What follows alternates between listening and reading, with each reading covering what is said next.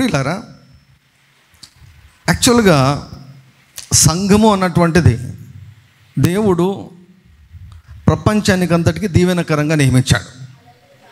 సంఘాన్ని ఏమన్నాడు అబ్రాహాముతో? నేను నిన్ను దీవిస్తాను, నీవు దీవెనకరంగా ఉంటావు అన్నాడు. సంఘము దీవించబడినప్పుడు సంఘము ఇతరులకు దీవెనకరంగా ఉంటుంది. కాబట్టి ప్రపంచమంతా ఎవరిని బాగా చూసుకోవాలంటే సంఘాన్ని బాగా చూసుకోవాలి. దేవుడు ఏమన్నాడు? ఇశ్రాయేలుతో ఏమన్నాడు? నిన్ను దీవించు వారిని నేను. అది అబ్రహాముకు దేవుడు ఇచ్చినటువంటి ఆశీర్వాదం. ఎవరైతే సంఘాన్ని బ్లెస్ చేస్తారో వారు దీవించబడతారు. హల్లెలూయా. నాకు కొంతకాలం నుంచి ఈ ప్రార్థన పాయింట్ అంటే చాలా కాలం నుంచి ఉందిలేండి, ఇంకా కొంతకాలం నుంచి చాలా ఎక్కువగా మండుతూ ఉంది. ఏమంటే ఈ కళ్ళ కంటే నాకు ఆత్మీయ కళ్ళు బాగా కనిపించాలి. ఇప్పుడు నేను ఇలా చూసినప్పుడు మీ ముఖం ఎక్కలా ఉందో, మీరు ఏ రంగు చీర ఏ రంగు డ్రెస్ వేసుకున్నారో, ఏమండి మీ తలపైన వెంట్రుకలు ఉన్నాయా లేవా, మీసాలు ఉన్నాయా లేవా, లేకపోతే ముక్కురాలు పెట్టుకున్నారా లేదా, ఇవి నాకు సరిగా కనపడకూడదు. నాకేం కనపడాలి తెలుసా? మీ ఆత్మలు కనపడాలి, మీ మనసులు కనపడాలి. అదనమాట దాని అర్థం. ఒక దైవజనుడు ఒక మాట చెప్పాడు. ఆ మాట ఆయన చెప్పినప్పటి నుంచి నా యొక్క హృదయంలో అసలు మండుతూ ఉందన్నమాట. అని చెప్పాడు, దారిలో అలా వెళ్తుంటే మనుషులు కనిపిస్తూ ఉంటారు. మనుషులలో కొంతమంది వెలుగు చేత నింపబడినట్టు కనపడతారు, కొంతమంది చీకటితో నింపబడతారు, కొంతమంది భుజాల మీద కోతుల్లాగా దయ్యాలు కూర్చుంటాయి, కొంతమంది వెనక అటుపక్క ఇటుపక్క దేవదూతలు ఉంటారు. కొన్ని ఇళ్ళు బయటకు చూసేదానికి పెద్ద పెద్ద బిల్డింగ్ లాగా ఉంటాయి, కానీ ఆత్మీయంగా చూస్తే పూర్తిగా పాడైపోయి ఉంటాయి. కొన్ని బిల్డింగ్ల పైన పాములు ఉంటాయి, కొన్ని బిల్డింగ్ల పైన దయ్యాలు పాములాగా ఉంటాయి. మనుషులు కొంతమంది మనుషులకు తాళ్ళు ఉంటాయి, కొంతమంది మనుషులకు సంఖ్యలు ఉంటాయి, ఇనుప సంఖ్యలు ఉంటాయి, మనుషులకు సంఖ్యలు ఉంటాయి. బయటికి ఒక రకంగా ఉంటారు, లోపల వారి యొక్క పరిస్థితి అంతా కనపడుతుంటుందంట, అంత కనిపిస్తుంటుందంట. మనుషుల హృదయాలు, మనుషుల మనస్సులు కనపడుతుంటాయి. ఇలా ఒక వ్యక్తిని చూస్తే ఆ వ్యక్తి ఏమంటే స్కానింగ్ అయిపోతుందంట ముందుగానే, వారు మాట్లాడకుండా. కానీ మనం కొన్నిసార్లు మనుషులు మాట్లాడే తీరుని బట్టి మనం గుర్తించగలం.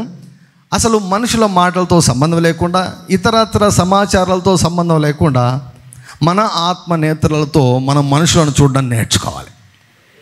అలాంటప్పుడు ఎవరి ద్వారా కూడా ఎప్పుడు కూడా మోసపోరు. ఎవరు కూడా మీ ముందు నాటకాలు వేయలేరు, ఎవరు కూడా మీ దగ్గరకు వచ్చి నాటకాలు వేయలేరు. చూస్తానే మీరు పసిగట్టేస్తారు, చూస్తానే కనిపెడతారు మీరు. ఏంటంటే వారు మాట్లాడేది ఒకటి ఉంటుంది, వారి లోపల మనసు ఒకటి ఉంటుంది. హల్లెలూయా. పౌలు ఏమన్నాడు తెలుసా? అందుకే ఏమన్నాడు తెలుసా? మేము ఏ మనుషుని శరీరరీతిగా ఎరుగము అన్నాడు. We don't know any man by flesh. Yesu ప్రభుని కూడా శరీరంగా మేము చూడడం అన్నాడు. అంటే ఏంటి? పౌలుకి ఏం కనిపిస్తుంది? మనుషుల యొక్క ఆత్మలు కనబడుతున్నాయి. చాలామందికి వారి యొక్క సమస్యలు ఏమిటో అర్థం కాదు. కొంతమందికంట ఆ డెత్ కనపడుతుంటుంది. అంటే 2 రోజులు చనిపోతాడు అన్నటువంటి ఆ డెత్ అన్నటువంటిది వారి మీద ఆ నల్లటి మేఘం ఉంటూ ఉంటుందంట. అది జరిగిపోయింటుంది. చనిపోవడం అన్నటువంటిది అయిపోయింది, ఆత్మీయ మండలంలో అయిపోయి ఉంటుంది. ఇంకా 2 రోజులు అది జరుగుతుంది అనమాట. ప్రియులారా, మనమంతా నేను ఎప్పుడు చెప్తుంటాను, మనం డమ్మీ. మనం అందరం కూడా దేవదూతలకైనా మనం లోబడుతుంటాం, లేకపోతే దయ్యాలకైనా మనం లోబడుతుంటాం. పరిశుద్ధాత్మకు దయ్యానికి అనడం సరికాదు. ఎందుకంటే పరిశుద్ధాత్మ ఎక్కడ, దయ్యం ఎక్కడ? పరిశుద్ధాత్మనికి పోటీనే లేదు. హల్లెలూయా. పోటీ ఎవరికి? దయ్యాలకు దేవదూతలకు పోటీ. దయ్యాలను కొట్టాలంటే దేవుడు దిగిరాడు. దేవుడు ఏం చేస్తాడు? దేవదూతలు పంపుతాడు. Angels will fight. దేవదూతలు పంపుతాడు దయ్యాల మీదకి. ఆయన రాడు, ఆయన మీదకి తట్టుకుంటాడు. ఆయన వస్తే ఆయన బలం ఎంత, ఆయన శక్తి ఎంత, తట్టుకుంటాడు. యేసుప్రభు ఎందుకు వచ్చాడంటే ఆయన శరీరధారిగా వచ్చాడు ఆయన, కాబట్టి ఆయన పోరాడాడు. సో నా పాయింట్ ఏమిటంటే, ప్రభువా నా ఆత్మీయ నేత్రాలు తెరవండయ్యా, ఆత్మీయ నేత్రాలు తెరవండయ్యా. ప్రియులారా, మన ఆత్మీయ నేత్రాలు స్పష్టంగా తెరవబడుకుంటే మనం నిజంగా గుడ్డోలమే అన్నమాట. వాక్యములో ఉన్నటువంటి వెలిగింపు ద్వారా కొంతవరకు మనం కొన్ని విషయాలు తెలుసుకోవచ్చు. యేసు ప్రభు ఏ రీతిగా జీవించడం మనం తెలుసుకోవాలి. అని అంటాడు, మీ కన్నులెత్తి చూడుడి, ఇంకా పంట పండేదానికి ఇంకా 4 నెలలు టైం పడుతుంది అంటున్నారు కదా, అది చూడడానికి కనబడుతున్నాయి అన్నాడు దేవుడు. యేసు ప్రభు ఏమన్నాడు, కళ్ళెత్తి చూడండి, కళ్ళెత్తి చూడండి. అంటే వారి భౌతిక నేత్రాలకు కనిపించినటువంటి పంట యేసు ప్రభు కళ్ళు కనపడతా ఉంది. అంటే యేసు ప్రభు ఆత్మీయ కళ్ళు స్పష్టంగా కనపడతా ఉన్నాయి. హల్లెలూయా. మీరు కూడా ఏం చేస్తారంటే, ప్రభువా నా ఆత్మీయ నేత్రాలు తెరవ చేయండి. ఆత్మీయ నేత్రాలు తెరవ చేయబడితే ప్రతి సమస్యకు ఎక్కడ కారణం ఉందో మనకు కనిపిస్తుంది, సమస్యకు పరిష్కారం కూడా కనిపిస్తుంది. హల్లెలూయా. సమస్యకు కారణం కనిపిస్తుంది, సమస్యకు పరిష్కారం కూడా కనిపిస్తుంది. హల్లెలూయా. మీ ఆత్మీయ నేత్రాలు తెరవబడితే మీ దేవదూతను మీరు చూస్తారు. దేవుడు మీ కొరకు ఒక దేవదూత నియమించాడు. ఆ దేవదూత ఎలా ఉంటాడు తెలుసా? అచ్చం నీలాగానే ఉంటాడు. అచ్చం నీలాగానే ఉంటాడు. గొంతు కూడా నీలాగానే ఉంటుంది. అంటే ఎవరైనా చూస్తే నీవే అనుకుంటారు, కానీ నువ్వు కదా అక్కడ దేవదూత.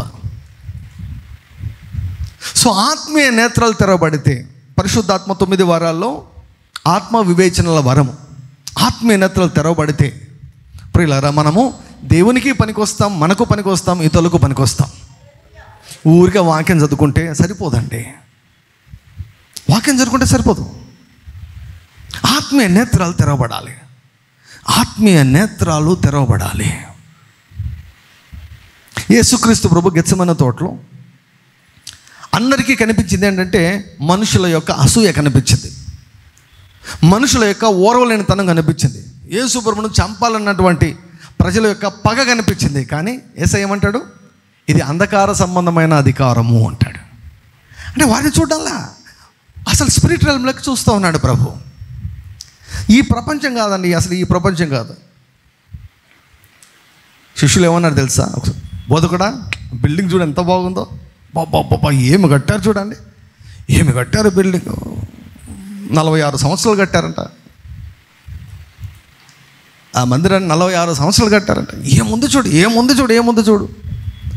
వారు భౌతిక ప్రపంచంలో దాన్ని చూసారు. యేసు ప్రభు ఏం చూసాడు తెలుసా? దాన్ని బట్టి మీరు అది చేయబడుతున్నారా, దాన్ని బట్టి మీరు ఆశ్చర్యపడుతున్నారా? ఒక రోజు రాబోతుంది, రాయి మీద రాయి ఉండదు అన్నాడు. రాయి మీద ఆత్మీయ నేత్రాలు తెరవబడితే మన జీవితం పూర్తిగా మార్చివేయబడుతుంది. మనుషులు కొన్ని వాటిని చూసి ఎగ్జైట్ అయిపోతుంటారు, అబ్బా అబ్బా అబ్బా అంటారు. అసలు నీకు అవి ఎగ్జైటేషనే కావు అవి. ఎందుకంటే వాటి యొక్క భవిష్యత్తు నీకు స్పష్టంగా కనపడుతూ ఉంటుంది. సో అనుదిన ప్రార్థనలో గుడ్డి భిక్షకుడు ప్రార్థన చేసిన రీతిగా మనం ప్రార్థించాలి, కృతజ్ఞతలు చెల్లించాలి. దేవా నా ఆత్మీయ నేత్రాలు తెరవండి, తెరిచావు, నీకు స్తోత్రం. హల్లెలూయా. మన హైదరాబాద్కి వెళ్ళినప్పుడు బ్రదర్ జాషువా వారి ఇంటికి వెళ్ళాం. వారు బయట పరిచర్యను వారు ప్రారంభిస్తున్నారు. ఇంతవరకు సోషల్ మీడియా ద్వారానే పరిచయం చేస్తున్నారు. సో బయట పరిచర్యను వారు ప్రారంభిస్తున్నారు. మా కొరకు ప్రార్థించి మమ్మల్ని అభిషేకించండి, పరిచర్య కొరకు ప్రత్యేకించండి అంటే వారి గృహానికి వెళ్ళి వారి కోసం ప్రార్థించేదానికి వెళ్ళినప్పుడు చాలా సాక్ష్యాలు చెప్పాడు. చాలా సాక్ష్యాలు చెప్పాడు. ఎన్ని సాక్ష్యాలు చెప్పాడంటే, అసలు వాటిలో ఒక సాక్ష్యం అయితే వేరే దేశంలో ఉన్నాడట ఒక తెలుగు ఆయన, తెలుగు మాట్లాడే వ్యక్తి వేరే దేశంలో ఉంటే ఆయనకు 2 కళ్ళు పోయాయట. 2 కళ్ళు పోయి ఆయనకు చూపు లేదు. బాగా వినండి, చూపు లేదంట, 2 కళ్ళు పోయాయి. ఎట్లా ఈ యొక్క బ్రదర్ వారి యొక్క పరిచయంతో కనెక్ట్ అయ్యాడు. సో బ్రదర్ ఒక విషయం చెప్పడంలో చాలా ఫేమస్ అన్నమాట. ఏంటంటే, నీకు ఏది కావాలో అది రాసుకొని, సింపుల్ అంతే, నీకు ఏది కావాలో అది పేపర్ మీద రాసుకొని, దేవా నువ్వు ఇచ్చినావు ప్రభా నీ కృతజ్ఞతలను చెప్పండి, మీకు చదువు వచ్చినా రాకున్నా అదొక్కటి చేయండి, ఇదొక్కటే ట్రీట్మెంట్ పరిష్కారం అన్నిటికీ అలా చెప్పాడంట. లేదండి నేను ప్రార్థన చేసుకున్నాను, ఎంత ప్రార్థన చేసినా నాకు జవాబు రాలేదంటే అవన్నీ మానేసాయి, ఇప్పుడు నేను చెప్పిన రీతిగా చేయమని చెప్పి ప్రతిరోజు యేసయ్యా 1 పేతురు 2:24 ప్రకారం నువ్వు పొందిన గాయముల ద్వారా నేను స్వస్థత పొందుకున్నానయ్యా, నువ్వు నన్ను బాగు చేసావు, నీకు కృతజ్ఞతలు. గుడ్డి వ్యక్తి ఇంకా గ్రుడ్డితనం ఉంది. గ్రుడ్డితనం ఉండగానే ఏం చెప్తున్నాడు దేవునికి? నువ్వు నన్ను బాగు చేసావయ్యా, నీకు కృతజ్ఞతలు. నీవు అంటే ఆయనకి ఏమి కావాలో దానిని బట్టి ఏం చేశాడంట? బాగు చేసావయ్యా, నీకు కృతజ్ఞతలు అని కొన్ని నెలలు. మామూలుగా ఒకసారి 2 సార్లకి చాలామంది అలసిపోతారు. కొన్ని నెలలు చేస్తే విచిత్రం ఏంటంటే అద్భుతంగా 2 కళ్ళు తెరవబడ్డాయి. హల్లెలూయా. మన దేవుడు కూడా ఎప్పుడు కూడా చూడండి, మనం అడిగిన దాన్ని మాత్రమే ఇయ్యడాయన. అడిగి ఊహించే దానికంటే ఎక్కువగా ఇస్తాడు. హల్లెలూయా. 2 కళ్ళు తెరవబడ్డమే కాకుండా ఎవరూ ఆయనకు చదువు నేర్పించలేదు. ఆయనకు చదువు వచ్చేసింది. బైబిల్ చదువుతున్నాడంట ఆయన. ఓనమాలు నేర్చుకోలేదు ఆయన. ఎప్పుడో చరిత్ర ఎక్కడో జరిగింది కదా, ఇప్పుడు ఈ మధ్యలో జరిగినది ఇది. ఓనామాలు కూడా రాని ఆయనకు చదువు వచ్చేసింది.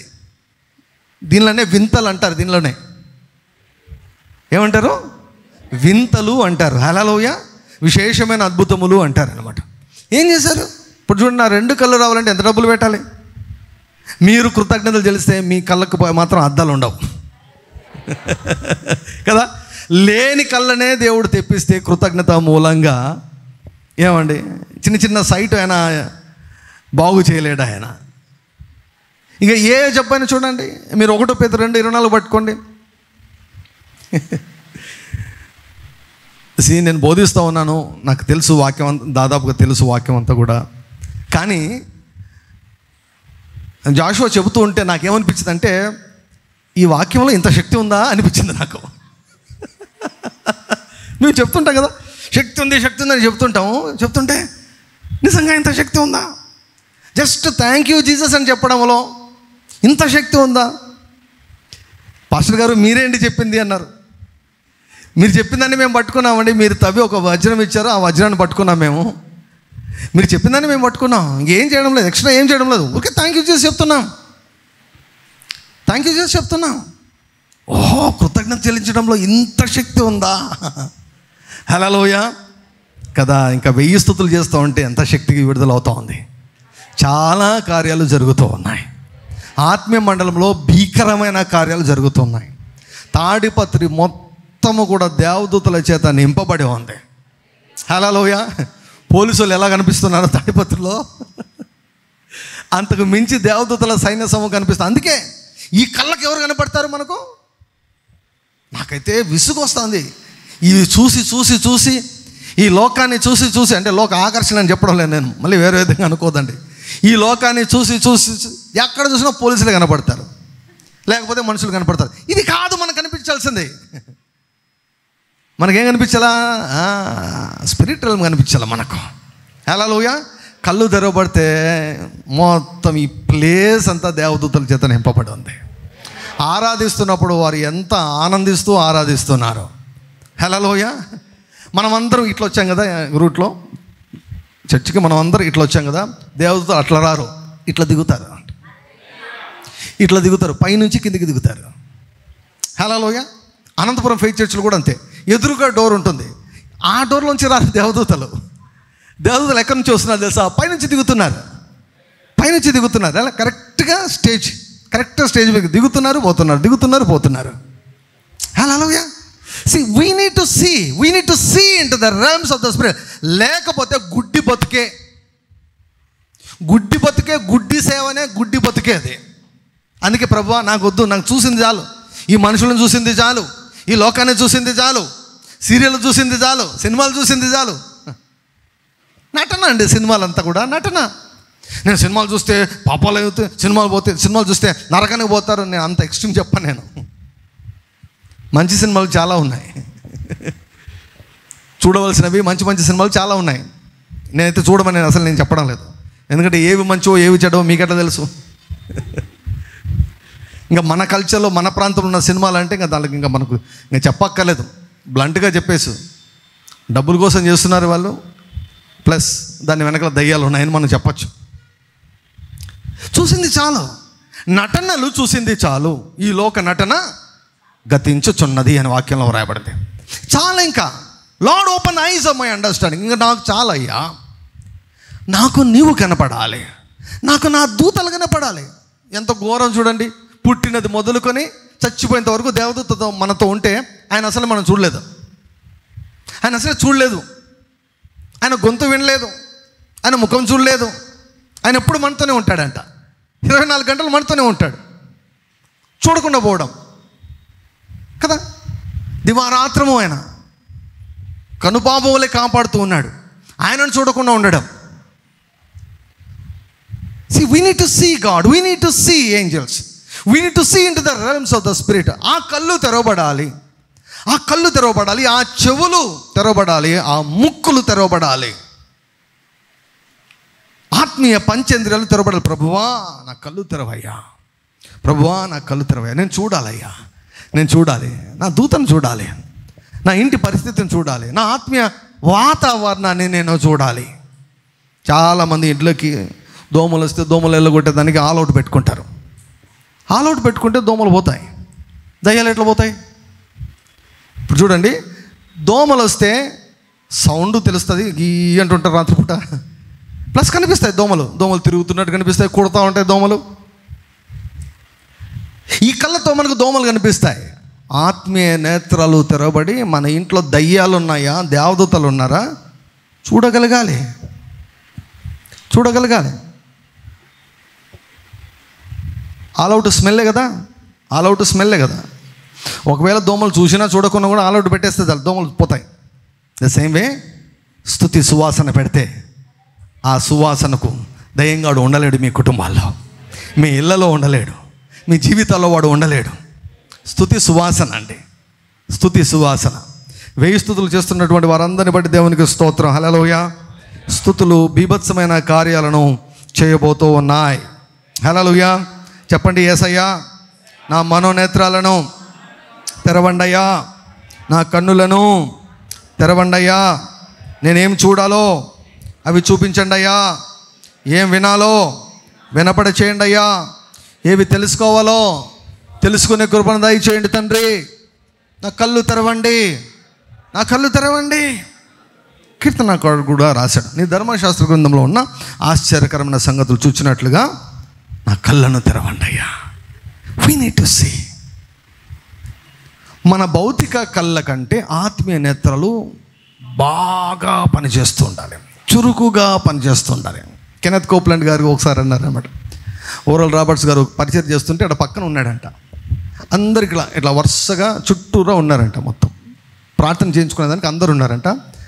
సడన్గా ఆయన కళ్ళు తెరవబడ్డాయంట. తెరవబడితే బయటికేమో ఒక ఆయన లావుగా దుబ్బగా ఫుల్ స్ట్రాంగ్ ఉన్నాడంట. కానీ ఆయన ఆత్మ మాత్రం ఎట్లుందంట తెలుసా? పసిపిల్లోలాగా ఉందంట, పసిపిల్లోలాగా. కొంతమంది అయితే 2 నెలల నుంచి అన్నం తినకుంటే ఎలా ఉంటారండి, అట్లా బక్క చిక్కిపోయినారంట. బయటికి మాత్రం మళ్ళీ ఫుల్ సూట్ అంట, సూటు బూటు టై ఫుల్. కానీ లోపల ఆత్మను చూస్తే అసలు సోమాలియాలో ఉంటారు చూడండి, ఆకలి చావులు ఉన్నాయి చూడండి సోమాలియాలో, ఆ భయంకరమైనటువంటి కరువులో ఉన్నటువంటి వ్యక్తి ఉన్నట్లు కనిపిస్తున్నారంట. ఆత్మల కండిషన్. కొంతమంది బాగున్నారంట, కొంతమంది స్పిరిచువల్గా బాగున్నారు, కొంతమంది బయటికి బలహీనంగా ఉన్నారు కానీ లోపల బలంగా ఉన్నారు. చూసారా, the spirit condition, the condition of the spirit, the condition of the mind, very very important. మనము దానిని మనం చూడాలి. వేర్లు అవి చెడిపోతే బయట ఎంత బాగున్నా కూడా ఈరోజు రేపో పాడైపోతుంది అన్నమాట. సో కాబట్టి మన అనుదిన ప్రార్థనలో మన యొక్క కోరిక కూడా ఏముండాలంటే, ప్రభువా నా కళ్ళను తెరవండయ్యా, నా మనోనేత్రాలను తెరవండయ్యా. Open the eyes of my understanding lord, open the eyes of my understanding. నేను చూడాలా, నేను చూడగలగాలి. నా పిల్లల జీవితాన్ని నేను చూడగలగాలి, నా పిల్లల ఆత్మను నేను చూడగలగాలి, నా పిల్లల మనసును నేను చూడగలగాలి. ఒకసారి కెనెత్ కోప్లాండ్ గారు చెప్తారు, వాళ్ళ కుమారుడి పైన మనసు మీద దయ్యంగాడు గెలుకుతూ ఉన్నాడంట. కుమారుడి మనసును దయ్యంగాడు గెలుకుతూ ఉన్నాడు. మనము మన పిల్లల యొక్క బిహేవియర్లో, ప్రవర్తనలో మనకు తేడాలు గమనిస్తాం. కానీ వెనక కొన్నిసార్లు మనకి ఏముంటుందో మనకు తెలియదు. మనం చూడగలగాలి. మనం చూడగలిగితేనే ఏమైనా చేయగలము. చూస్తేనే కదా. ఎందుకు డాక్టర్లు ఎక్స్రే అంటారు, ఎందుకు డాక్టర్లు స్కానింగ్లు అంటారు? చూడాలి కదా, సమస్య ఏదో చూడాలి కదా. ల్యాబ్కి ఎందుకు పరీక్షలకు పంపిస్తారు? అవి చూస్తేనే ట్రీట్మెంట్ ఇవ్వచ్చు అన్నమాట. లేకపోతే గుట్లో రాయేసినట్లు ఉంటుంది. ఇక ఆర్ఎంపీ డాక్టర్లు వైద్యం చేస్తుంటారు కదా, గుట్లో రాయేసినట్లు, తగిలితే తగిలినట్టు, తగిలితే తగిలినట్టు. జనాలు కొన్నిసార్లు కొంచెం వెరిగా ఉంటారు. నేనంటే ఎవరిని తక్కువ చేయడం లేదు, ఎవరిని హెచ్చించడం లేదు, కానీ కర్నూలు జిల్లాలో ఓ చిన్న ప్రాంతం ఉంది, నందికొట్కూరు దగ్గర ఒక చిన్న ప్రాంతం ఉంది కర్నూలు జిల్లాలో. అక్కడ ఒక భార్య భర్త ఒక జంట ఉంది, దంపతులు ఉన్నారు. వారికి చాలా కాలము పిల్లలు లేరు అనమాట. చాలా కాలం వారికి పిల్లలు లేరు. అన్నీ చేశారంటండి వాళ్ళు, అన్ని ప్రయత్నాలు చేశారంట, ఏమీ కాలేదు. కొంచెం డబ్బులు ఉన్న వాళ్ళే, ఏమీ వర్కౌట్ కాకపోతే ఒకసారి అక్కడ అదే వాళ్ళ పల్లెలో ఉన్న ఒక ఆర్ఎంపీ డాక్టర్ దగ్గరికి వెళ్ళారట. ఆర్ఎంపీ డాక్టర్ దగ్గరికి వెళ్తే ఆయన మామూలు ఒక బి కాంప్లెక్స్ టాబ్లెట్ ఇచ్చాడంట. అది ఏమైందో ఏమో కానీ ఆమె గర్భం తెరవబడింది. ఇక చూడండి, ఊరు ఈయన దేవుడు, ఈ డాక్టరు, ఎంబీబీఎస్ డాక్టర్లు పనికిరారు, గైనకాలజిస్టులు పనికిరారు, ఎవరు పనికిరారు. మనవాడికి అసలు రహస్యం తెలుసు అనమాట. ఏం అర్థం కాలేదు మనవాడికి. ఆయన ఫుల్ ఫేమస్ అయిపోయాడు అనమాట. ఊరికే మామూలుగా బి కాంప్లెక్స్ మాత్రం ఇచ్చేసాడు అంతే. దానివల్ల ఏం కాదు, అది దేవుని కృపతో తెరవబడింది ఆమె గర్భం. దానికి కనెక్ట్ అయిపోయింది. ఆయన అదృష్టం అది. ఇంకా ఆ రోజు నుంచి ఆయనకు రోరింగ్ ప్రాక్టీస్ అంట. ఇంకా అందరూ రోగులు వచ్చి ఆయన దగ్గర కూడా పుచ్చి పడ్డారంట, ఫుల్ డబ్బులని వచ్చాయంట బాగా ఆయనకి. సమస్య మనం చూడగలగాలి, చూసినప్పుడే పరిష్కరించగలం. మన ఆత్మీయ నేత్రాలు తెరవబడితే ప్రియులారా, ఎప్పుడు కూడా మనం తప్పుడు నిర్ణయాలు తీసుకోం. చెప్పండి, యేసయ్యా మే మాసము ఈ 2వ భాగంలో నేను ఏ రోజు కూడా ఒక్క తప్పుడు నిర్ణయం కూడా తీసుకోకూడదు. Hallelujah. These are very very important prayers. I should not make any wrong decision.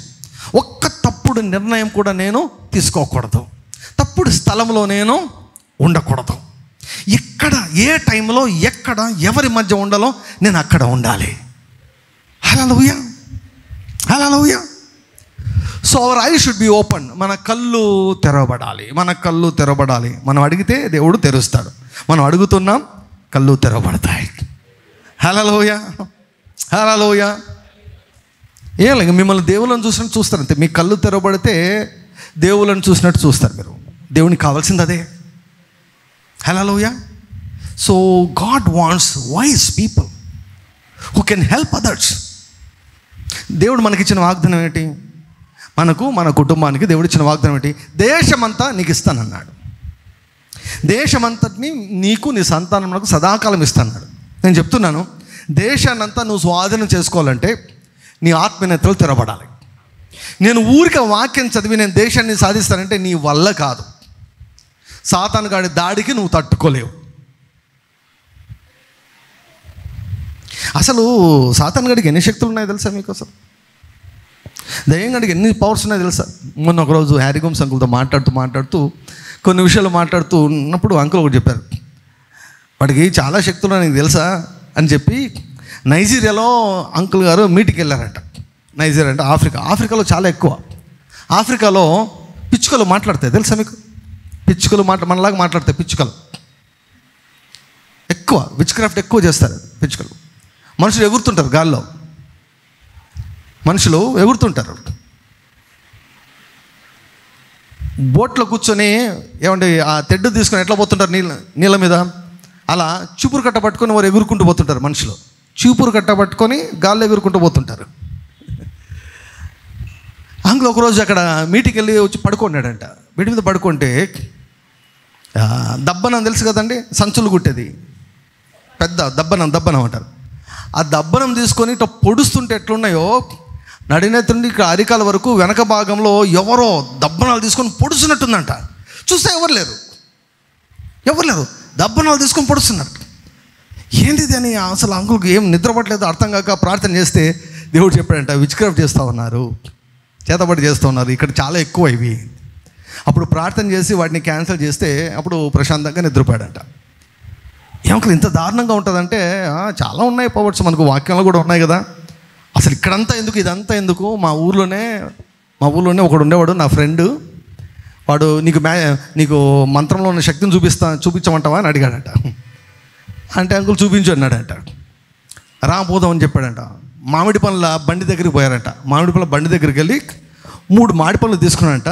ఇలా గోరుతో గిల్లాడంట అండి. ఒక మామిడి పని గిల్లాడు, ఇంకొక దాన్ని గిల్లేసి ఆడబెట్టాడంట. రేటు గిట్టు అడిగితే లేదు నేను మా దగ్గర అంత డబ్బులు ఇవ్వాలి అని చెప్పేసి ఆ 3ని గిల్లేసి ఇంటికి రాని చెప్పి ఇంటికి వచ్చాడంట. నేను ఆ 3ని రప్పిస్తాను చూడన్నాడంట. అంకుల్ చూస్తుంటే ఆ 3 మ్యాంగోస్ ఇంటికి వచ్చాయంట అండి. ఎవరు చెప్పినా నేను నమ్మకపోతున్నాను. యారిగోమ్స్ అంకుల్ చెప్పారు కాబట్టి నేను నమ్మాను. అంత పవర్స్ ఉన్నాయంట. నేను అందుకే చెప్తున్నా, నేను ఊరికి వాక్యం చదువుకుంటా అంటే నువ్వు తట్టుకోలేవు. నువ్వు ఊర్లను స్వాధీనం చేసుకోవాలంటే నీ కళ్ళు తెరవబడాలి. ఊర్లను నువ్వు నడిపించాలంటే నీ కళ్ళు తెరవబడాలి. 1000 రెట్లుగా విస్తరించాలంటే నీ కళ్ళు తెరవబడాలి. రహస్య స్థలంలో ఉన్నటువంటి మరుగైన ధనం ఎక్కడుందో కనబడాలంటే నీ కళ్ళు కనిపించాలి. ఇప్పుడు ఏసైకు వారు కదా పన్ను కట్టేదానికి వచ్చారు. మీ బోధకుడు పన్ను కట్టాడా, డబ్బులు ఎగరగొడతాడా మీ బోధకుడు అని వచ్చాడు. అప్పుడు ఏమైంది? ఏసై కళ్ళు తెరవబడ్డాయి. ఏసై చూడగలిగాడు. చేపను చూడగలిగాడు. చేపను చూడగలిగాడు. ఏమండి, చేప నోటిలో ఏముందో చూడగలిగాడు, ఎంత ఉందో చూడగలిగాడు. యేసు ప్రభు కన్నులు పనిచేశాయి. హైదరాబాద్ వెళ్ళినప్పుడు ఒక బ్రదర్ నాకు పరిచయం అయ్యారు. ఒక 20 నిమిషాలు ఆయన సాక్ష్యం చెప్పారు. ఆయన సాక్ష్యం చెప్తుంటే నేను చాలా షాక్ అయ్యాను. ఆయన పేరు నోబెల్ అనమాట. మంచి బాగా తాగుబోతంట, భయంకరమైనటువంటి తాగుబోతంట. అలాంటి వాడిని దేవుడు రక్షించాడు. రక్షించిన వెంట నుండి ఆయన మీద ఒక కృప పని చేయడం మొదలుపెట్టాడు. రక్షించబడిన నాడే దేవుడు చెప్పాడంట, నీవు సూడాన్ ప్రాంతంకి వెళ్ళి అక్కడ సేవ చేయాలి అని చెప్పాడంట. సూడాన్ అసలు అది ఒక ప్రాంతం ఉందని కూడా తెలియదంట.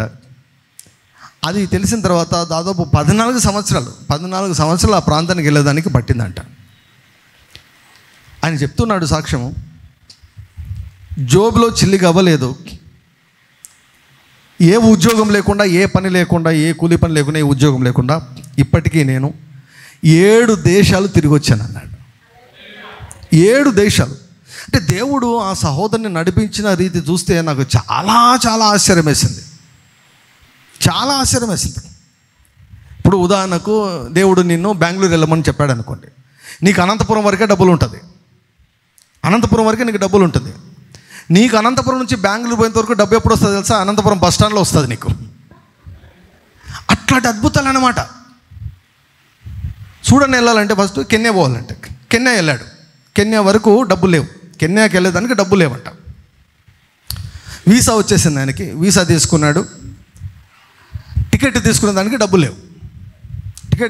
డబ్బు లేకుంటే, ప్రభువా నీవేమో వెళ్ళమని చెప్పావు, వాళ్ళేమో ఆహ్వానించారు వెళ్ళమని చెప్పావు, నా దగ్గర డబ్బులు లేవు, నేను ఏం చేయాలంటే యూ వెయిట్ అన్నాడట. అప్పుడు ప్రభు చెప్పాడట, ఒక ఆవిడ ప్రార్థనకు వచ్చిందంట, నా కోసం ప్రార్థన చేయండి అని ఆమెను అడిగిందంట. దేవుడు చెప్పాడ, నువ్వు ప్రార్థన చెయ్యి, ప్రార్థన చేసిన తర్వాత నువ్వు స్వస్థపరచబడ్డావని చెప్పు అని చెప్పాడట. అంతే, ఇంకేం చెప్పలేదు. సో ఆమె వచ్చి ప్రార్థన చేయించుకునే దానికి వస్తే ఆమెకు ప్రార్థన చేసి నువ్వు బాగా అయ్యావమ్మా అని చెప్పాడు. సరే అని చెప్పి వెళ్ళిపోయింది. చూస్తే ఆమె నిజంగా బాగా అయిపోయింది. ఆమె బాగా అయిపోయిన తర్వాత నెక్స్ట్ డే మళ్ళీ సహోదరుడికి ఫోన్ చేసి, దేవుడు నన్ను బాగు చేశాడండి, నాకు చాలా సంతోషంగా ఉందని చెప్పేసి మీ అకౌంట్ నెంబర్ పంపించండి అని చెప్పి 65,000 డబ్బులు 65,000 ఇమ్మీడియట్గా పంపించిందంట. దేవుడు చెప్పాడంట, టికెట్ తీసుకున్నాడంట దేవుడు. టికెట్ తీసుకున్నాడంట దేవుడు. 65,000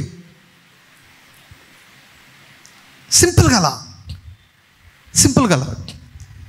ఇంకా నాకు కొంచెం షాక్ గురి చేసినటువంటి టెస్ట్ మనీ ఏమిటంటే 2006లో సూడాన్ ప్రాంతంలో ఒక పాస్టర్ గారు ఉంటే దేవుడు ఆ పాస్టర్ గారికి చెప్పారంట, ఏమంటే ఈ రోజు నుంచి నేను చెప్పేంత వరకు డబ్బులు ప్రతి నెల ఎత్తిపెట్టు అన్నాడంట. 2006లో ఈ రోజు నుంచి నేను చెప్పేంత వరకు డబ్బులు ఎత్తిపెట్టు. ఇండియా నుంచి, భారతదేశం నుంచి ఒక మిషనరీ వస్తాడు. మిషనరీ వచ్చినప్పుడు, మిషనరీ అంటే దేవుని సేవకుడు అనమాట. సేవకుడు వస్తాడు, అంతా డబ్బులు జమ చేసి ఆ సేవకునికి ఇవ్వాలి అని చెప్పాడంట. 14 సంవత్సరాలు, దగ్గర 14 సంవత్సరాలు అండి. 14 సంవత్సరాలు ప్రతి నెల డబ్బులు ఎత్తి పెట్టాడు. ఎవరి కోసమో? ఈ దైవజనుడి కోసం. ఈ దైవజనుడికి తెలియదు, ఈయనకు తెలియదు అసలు. ఏ రోజుకు ఆ రోజు అద్భుతం జరగడము, డబ్బులు తీసుకొని పోవడం, అలా పోతున్నాడు అనమాట. ఆ ప్రాంతానికి వెళ్ళిన తర్వాత దేవుడు ఆయనని నన్ను కనెక్ట్ చేయడము, ఆ దేవుని యొక్క అంత సినిమా స్టోరీ లాగా ఉంది అంత. చెప్పంట 2006లో చెప్పాడు, 2006 నుంచి డబ్బులు నీకోసం నేను ఎత్తి పెడుతున్నాను, నువ్వెవరో నాకు తెలియదు, ఇదంతా డబ్బు నీకోసమని ఆయన చేతిలో పెట్టాడు. హల్లెలూయా. ఆయన కింద ఇప్పుడు దగ్గర ఆయనతో కనెక్ట్ అయినటువంటి వాళ్ళు సూడాన్, ఆ ప్రాంతంలో, ఆ దేశం అంతటా 4,000 మంది పాస్టర్లు ఉన్నారంట. 4,000 మంది పాస్టర్లు.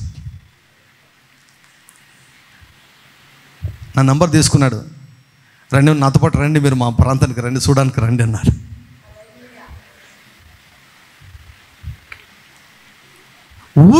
ఊరు, దేశం కానీ దేశం, భాష కూడా తెలియదు. మనుషులు అలా చంపుకుంటుంటారంట, ఎప్పుడు యుద్ధాలు జరుగుతుంటాయంట అక్కడ. దేవుడు చెప్పాడు, దేవుడు తీసుకుని వెళ్ళాడు. దేవుడు చెప్పాడు, దేవుడు తీసుకొని వెళ్ళాడు. ఎవరు తెలియదు. దేవుడు అరేంజ్ చేశాడు. ప్రెసిడెంట్ల దగ్గరికి, ప్రైమ్ మినిస్టర్ల దగ్గరికి దేవుడు ద్వారాలు తెరిచాడు. దేవుడు నమ్మదగిన వాడు. హల్లెలూయా. ఆయన ఖర్చు పెట్టాడంటే ఆయన పాకెట్లో $1 మిగిలిందంట. ఒకసారి $1 ఉందంట.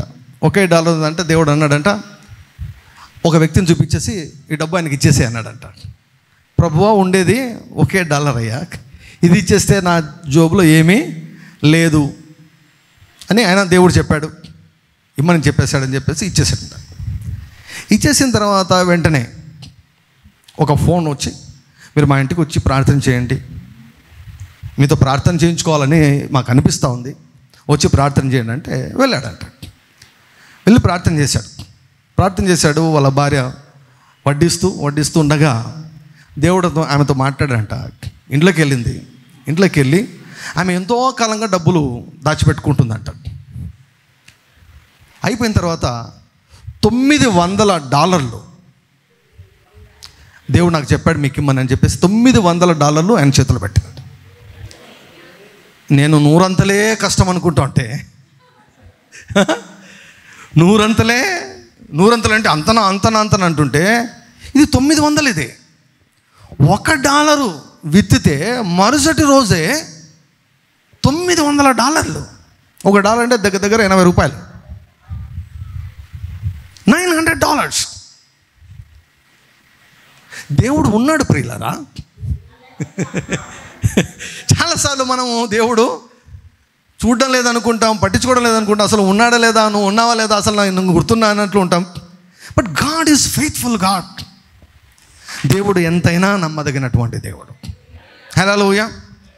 మీకు దేవుడు డబ్బులు ఇవ్వాలంటే దేవునికి 1,00,000 మార్గాలు ఉన్నాయి. దేవుడు మిమ్మల్ని నడిపించాలంటే దేవుని దగ్గర 1,00,000 మార్గాలు ఉన్నాయి దేవునికి. హల్లెలూయా.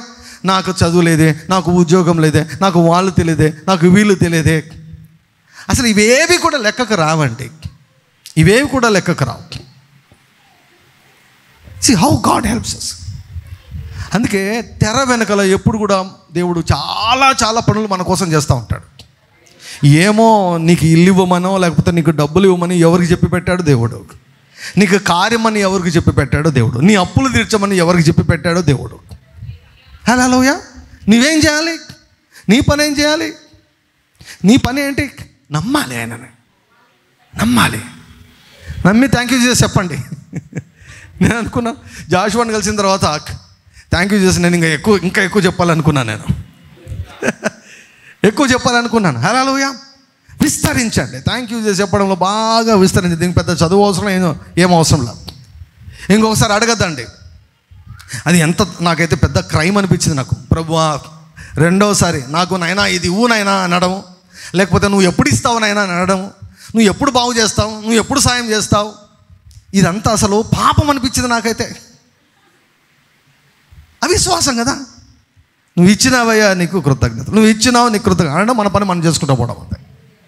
హల్లెలూయా. నీకు కావాల్సినది, నీకు కావాల్సిన ఏమేం కావాలి? 200 రూపాయలతో వచ్చానండి హైదరాబాద్. నేను 200 రూపాయలతో వచ్చాను. ఇంట్లో కేవలం జస్ట్ మొబైల్ పెట్టుకొని లైవ్ ఇచ్చేవాడిని. ఒక బ్రదర్ వచ్చారంట. రా బ్రదర్ అలా కాఫీ తాగొద్దాం రా అన్నాడంట. వెళ్ళి పిలుచుకొని పోయి కాఫీ తాగిన తర్వాత 50,000 రూపాయల ల్యాప్టాప్ తీసి ఇచ్చాడంట. అన్నీ చూపించి ఇవన్నీ అట్లా దేవుడిచ్చాడు, దేవుడు ఇట్లా ఇచ్చిన దేవుడిచ్చాడు. యెహోవా మన కాపరి, మనకు లేమి కలగదు. ఇప్పుడు మనము చేయవలసిందంతా దేవుని స్తుతించడం, మనం చేయవలసిందంతా దేవుని ఘనపరచడం. హల్లెలూయా.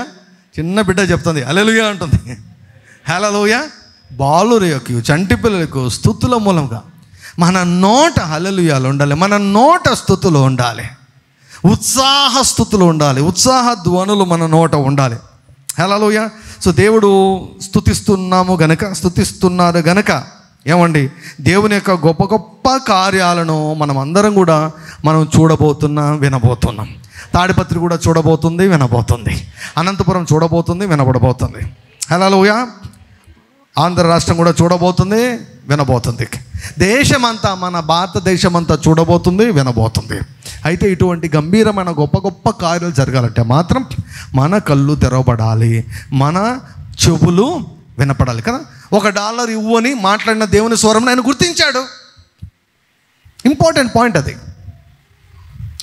Important point. ఒక ప్రాంతానికి వెళ్ళాడు, అంతవరకు మాత్రమే టికెట్ ఉంది, వెళ్ళి ఎయిర్పోర్ట్లో కూర్చోన్నాడంట, అంతే. ఇంకా డబ్బులు ఏమి లేవు. నెక్స్ట్ వేరే ప్రాంతానికి వెళ్ళేదానికి డబ్బులు ఏమేమి లేవు. ఎయిర్పోర్ట్లో కూర్చోనంట ఖాళీగా. ఎందుకు? దేవుడు చెప్పాడు. ఒక ప్రాంతం నుంచి ఒక ప్రాంతానికి వెళ్ళాడు, అది ఎయిర్పోర్ట్లో కూర్చున్నాడంట. నెక్స్ట్ ఎక్కడికి పోవాలో అర్థం కాలేదు,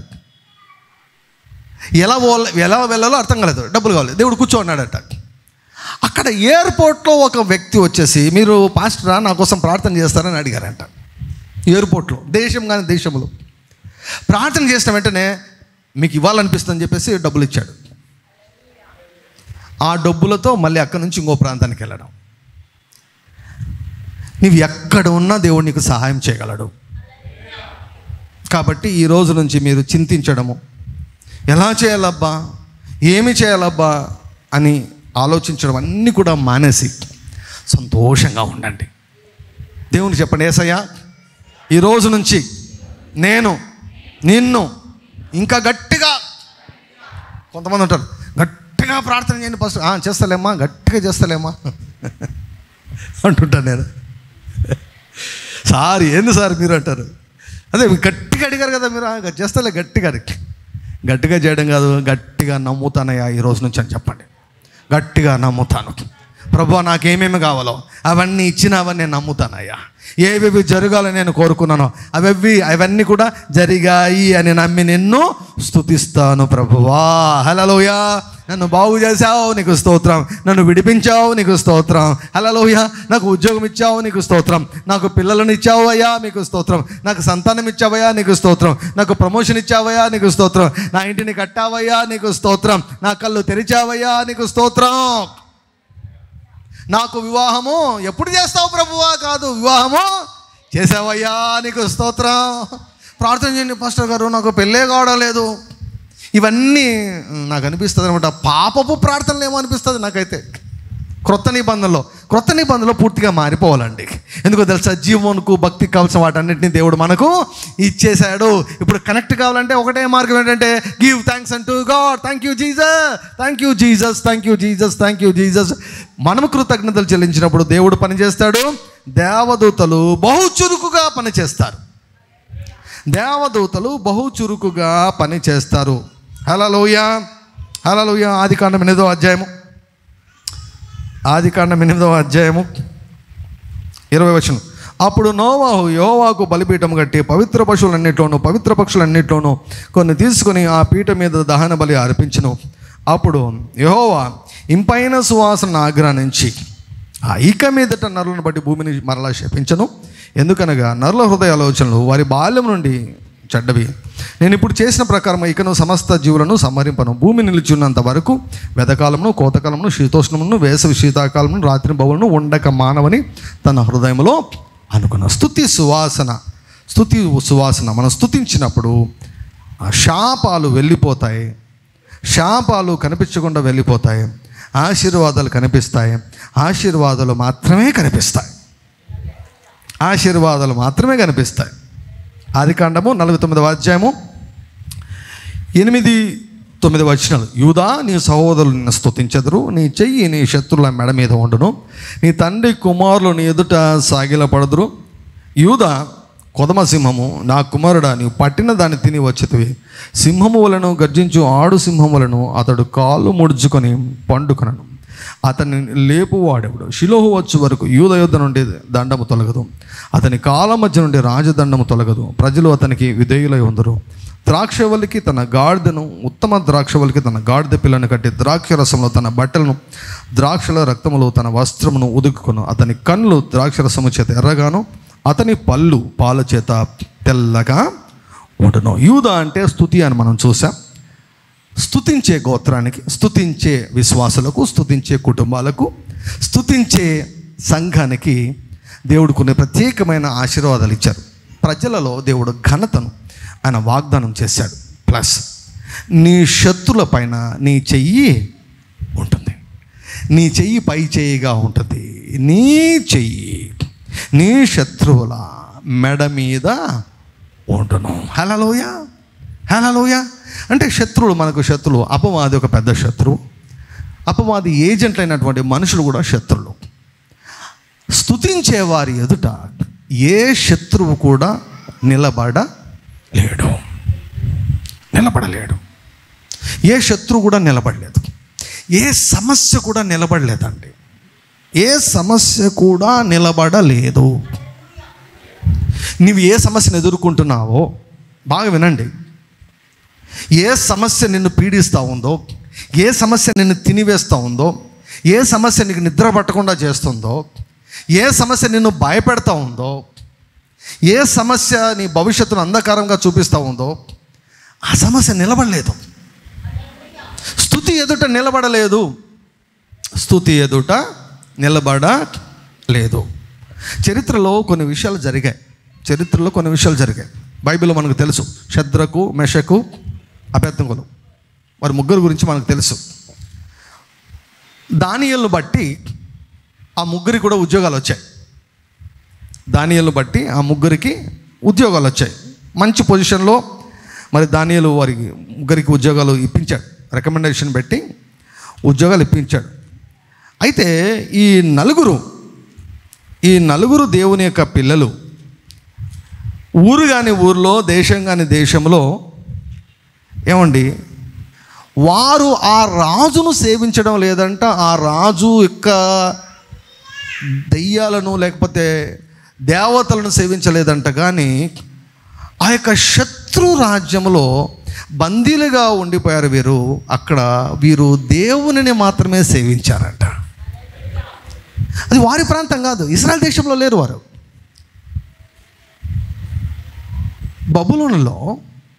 బబులోను రాజ్యంలో చెరగా వెళ్ళిపోయారు. ఆ చెరలో ఉన్నారు, చెరగా వెళ్ళిపోయారు. కానీ వారు ఏం చేస్తున్నారంట? యెహోవాను సేవిస్తున్నారంట. యెహోవాను సేవించడం అంటే ఏమిటి? సువార్త సేవ చేయడమా? దేవునికి పరిచయం చేయడం అంటే స్తుతించడం, ఆరాధించడం.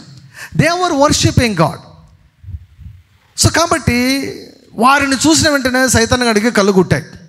ఏంటి వీళ్ళు నన్ను ఆరాధించకుండా నా జాగీర్లోకి వచ్చేసి, నా జాగాలోకి వచ్చి, నా ఏరియాలోకి వచ్చి, నా నియోజకవర్గంలోకి వచ్చి వీరు నన్ను సేవించరా? వీరు నన్ను పొగడరా? నావాడు ఇక్కడ వెళ్తున్నాడు, నెబుకద్నెజరు నావాడు వెళ్తున్నాడు. నావాడు వెళ్తున్నప్పుడు ఇక్కడ నన్ను సేవించాలి. కానీ ఎన్ని గుండెలు మీకు, ఎన్ని గుండెలు మీకు. వీళ్ళేంటి, వారు ఇశ్రాయేలు దేవుని సేవిస్తున్నారు. ఈ ముగ్గురు దానియేలు అయితే ఇంకా మరి మూడు పుట్ల దినానికి 3 పుట్ల వారు దేవుని స్తుతిస్తూ ఉన్నారు, దేవుని ఆరాధిస్తున్నారు. ఉద్యోగం రాకముందు స్తుతించారు, ఉద్యోగం వచ్చినాక స్తుతించారు. చెప్పండి హల్లెలూయా అని. పెళ్ళి కాకముందు స్తుతించాలి, పెళ్ళి అయినాక స్తుతించాలి. హల్లెలూయా. నేను మెడికల్ కాలేజీలో ఉన్నప్పుడు దేవునికి సేవ చేస్తున్నప్పుడు కొంతమంది వచ్చి చూసి చెప్పారు, చూసినాం లేబ్బా నీకు పెళ్ళి కానీ అన్నారు. నీకు పెళ్ళి కానీ, థ్యాంక్ యూ, నీకు పెళ్ళి కానీ నీకు ఉద్యోగం రాని, మేమంతా ఇట్లా నీలాగానే ఉడుకు రక్తం ఉన్నప్పుడు మేమంతా నీలాగానే చేసినాము. పెళ్ళిళ్ళు అయ్యాక ఉద్యోగాలు వచ్చాక మేమంతా కూడా మా పనులు మనం చేసుకున్నాం. ఇదంతా మామూలులే, ఇంకా ఈ వయసులో అది మామూలులే అన్నారు. చూస్తూ ఉండండి అన్నారు. పెళ్ళికి ముందు సేవ చేశాం, పెళ్ళి తర్వాత సేవ చేశాం. సమస్యలు లేనప్పుడు సేవ చేశాం, సమస్యలు ఉన్నప్పుడు సేవ చేశాం. హల్లెలూయా. చాలామంది ఉద్యోగం కొరకు ప్రార్థన చేస్తారు, ఉద్యోగం వచ్చిన తర్వాత చర్చికి రాకుండా మానేస్తారంట. వారి యొక్క కోరికలు నెరవేర్చబడాలని వస్తారు, చర్చికి వస్తారు, నెరవేర్చబడిన తర్వాత చర్చి మానుకుంటారు. ఏమంటే బిజీ అంటారు, ఉద్యోగం వల్ల బిజీ అంటారు. సంతానం కావాలని ప్రార్థన చేస్తారు, సంతానం వచ్చిన వెంటనే పిల్లల సాకు పెట్టి చర్చికి రారు. వీరేం చేశారు తెలుసా? వీరు ఉద్యోగం వచ్చినా కూడా కన్సిస్టెంట్గా దేవుని స్తుతిస్తున్నారు, దేవుని ఆరాధిస్తున్నారు. దేవుని నామమునకు మహిమ కలుగును గాక. దాన్ని చూసి సైతానుగాడికి కళ్ళుగుట్టి కొంతమంది మనుషులను రేపాడు. ఇట్లా చేయండి అని ఆలోచన పెట్టించాడు. యూదా ఇస్కరియోతుకు ఆలోచన ఇచ్చినటువంటి దయ్యంగాడు అటువంటి అదే రకమైనటువంటి దయ్యాలు వీళ్ళకి ఆలోచన చెప్పేసి వీళ్ళని ఎట్లయినా కూడా ఈ భూమి మీద ఉంచకూడదు, ఈ దేశంలో వాళ్ళని ఉంచకూడదు, కాబట్టి కండిషన్ పెట్టండి అని చెబితే అప్పుడు వీరు రాజు దగ్గరకు వచ్చి చెప్పడము ఒక కుట్ర వారు పన్నారు. ఏమిటంటే, రాజా నీ ప్రతిమను తయారు చేసి పెడతాం, ఈ దేశంలో అందరూ కూడా నీకే మొక్కాలి. ఈ ముగ్గురికి అన్నమాట టార్గెట్. కొన్ని లక్షల మంది దేశంలో ఉంటే, లక్షల మంది జనాభా ఉంటే దయ్యంగా అడిగి ఎవరిని చూస్తే ఈ టార్గెట్? ఈ ముగ్గురిని చూస్తే, ఈ ముగ్గురు నాకు దండం పెట్టరా అని చెప్పి వారి ముగ్గురిని ఎట్లయినా సరే వీళ్ళకి చెక్ పెట్టాలి, వీళ్ళను నా జాగీర్లోకి వచ్చి ఎక్స్ట్రా చేస్తున్నారు వినాయాలని అని చెప్పేసి చెబితే అప్పుడు నెబుకద్నెజరు ఆయనకి ఇదంతా తెలియదు, ఈ వాళ్ళ కుట్రంతా తెలియదు. ఓకే అన్నాడు. ఏంటి నన్ను పొగడం కదా, దానికి కావాల్సిందే, దానికంటే ఇంకా మించిదేముంది, కానీ ఓకే గో హెడ్ అన్నాడు. కానీ షడ్రక్ మెషక్ అబేద్నెగోలు ఏమాత్రం కూడా కదిలించబడలేదు. వాడు ఎన్ని రూల్స్ అన్నదాని ఎన్నన్నదాని మేము మొక్కే ప్రశ్నే. కాబట్టి శత్రువులు ఏమనుకున్నారు, ఎవరైతే వీరి ముగ్గురికి చెక్ పెట్టాలని అనుకున్నారో, అందుకే చెప్తున్నా కదా, మన శత్రువులు ఎవరో తెలుసా? సాతాను ఏజెంట్లు. మనుషులందరూ మంచోళ్ళు అనుకున్నారు, ప్రేమ ఆ ప్రేమ ఒక్కటి ఉంటే సరిపోదు, జ్ఞానం ఉండాలి. అందరినీ ప్రేమించుకుంటూ పోతే ఎవడో కూడా చంపుతాడు. నేను హేబెల్లాగా ఉండకూడదు, జ్ఞానం ఉండాలి. అందుకే పావురం వలె నిష్కపటులుగా, పాము వలె వివేకంగా. ఏ విషయంలో అంటే మనుషులను తప్పించుకునే విషయంలో. అందుకే ఆత్మీయ నేత్రాలు తెరవబడితే వీడు సాతాను ఏజెంటు, వీడు సాతాను సంబంధి, వీడు నాకు హానికరమైన వ్యక్తి అని కనిపించినప్పుడు వాడితో సహవాసం ఉండదు, వాడితో ఫోన్ కాంటాక్ట్లు ఉండవు, వాడి పేరు నీ ఫోన్ లిస్టులో ఉండదు. చూడగలిగినప్పుడు, స్పష్టంగా నువ్వు చూడగలిగినప్పుడు. అందుకే ఆత్మీయ నేత్రాలు తెరవబడాలి. మీ ఆత్మీయ నేత్రాలు తెరవబడితే మీ మొబైల్లో కొంతమంది పేర్లు ఉండవు. మీ ఆత్మీయ నేత్రాలు తెరవబడితే మీ మొబైల్లో కొంతమంది పేర్లు ఉండవు, మీ సంబంధాల్లో కొంతమందిని కట్ చేసేస్తారు మీరు. ఆత్మీయ నేత్రాలు తెరవబడితే పరిశుద్ధాత్మ దేవుడు సర్వ సత్యంలోనికి మనల్ని నడిపిస్తాడు. సర్వసత్యంలోనికి. That is his ministry. సర్వసత్యంలో నడిపిస్తాడు. ఎవరి అంటాన్ని చూపిస్తాడు. సో శత్రువు అయినటువంటి వాడు సాతాను ప్లస్ సాతాను ఏజెంట్లు. ఇక్కడ దయ్యం డైరెక్ట్గా పనిచేయడం లేదు, మనుషుల ద్వారా పనిచేస్తున్నాడు. సాతాను ఇక్కడ పని చేయాలంటే వానికి మనుషులు కావాలి, కొంతమంది మనుషులు కావాలి. సో వారు కుట్రబడినారు, వారు చూస్తే వీరు అసలు జంకలేదు, వీరు దేవుణ్ణే స్తుతిస్తూ ఉన్నారన్నమాట. ఉద్యోగము లేనప్పుడు స్తుతించారు, ఉద్యోగం వచ్చినాకలా స్తుతించారు, ఇశ్రాయేల్ దేశంలో ఉన్నప్పుడు స్తుతించారు, శత్రు దేశంలోకి వెళ్ళినప్పుడు స్తుతించారు, సంఖ్యలో ఉన్నప్పుడు స్తుతించారు, సంఖ్యలో లేనప్పుడు స్తుతించారు, సమస్యలు లేనప్పుడు స్తుతించారు, సమస్యలు ఉన్నప్పుడు స్తుతించారు. అంతకుముందు ఏమి ఇబ్బంది లేదు, హాయిగా స్తుతిస్తున్నారు. ఇప్పుడు ప్రాబ్లం వచ్చింది. స్తుతిస్తారా మీరు? ఆరాధిస్తారా మీరు? దేవుని సేవిస్తారా మీరు? సేవిస్తే చచ్చిపోతారు మీరు. డెత్ సెంటెన్స్ అంట. అగ్నిగుండంలో పడేస్తామని చెప్పారు, అగ్నిగుండంలో పడేస్తామని చెప్పారు. జంకలేదు. సో వీరికి కావాల్సింది దొరికింది. వచ్చి రాజుకు చెప్పాడు, రాజా, దేశమంతా నీకు మర్యాద ఇస్తున్నారు, దేశమంతా నిన్ను గణపరుస్తున్నారు, కానీ ముగ్గురు మాత్రం ఉన్నారు. ఆ ముగ్గురు చాలా మొండి వాళ్ళు మాత్రం నీకు మొక్కడం లేదు, నీకు సాగిలు పడ్డం లేదు. వారు మా దేవునికి మేము మొక్కుతామని అంటున్నారు. అంటే పిలిపించండి వాళ్ళను. అంత ధైర్యం. నా నియోజకవర్గంలోకి వచ్చి, నా జాగీర్లోకి వచ్చేసి నాకు సలం కొట్టకుండా ఉండడం ఎంత ధైర్యం వాళ్ళకు. పిలవండి అన్నాడు.